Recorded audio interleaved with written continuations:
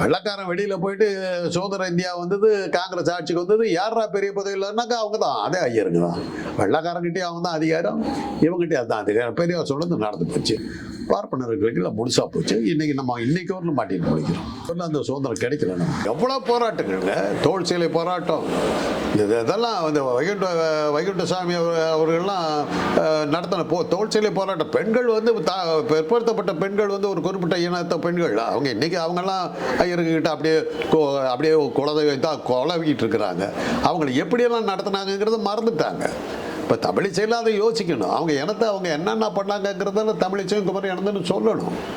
தோல் சீலை போராட்டங்க பெண்கள் வந்து மார்பை மூடக்கூடாது, திறந்து போட்டுட்டு போகணும்.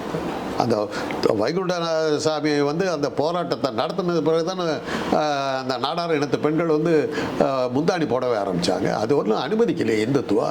இன்னும் என்னன்னாக்கா அவங்களுடைய மார்பு என்ன சைஸில் இருக்குது அந்த சைஸுக்கு தகுந்த மாதிரி வரியெல்லாம் போட்டாங்க. சொன்னால் கேவலம், இதெல்லாம் வெளியில் பேச முடியாது. நீங்கள் அப்படியெல்லாம் நடந்தது.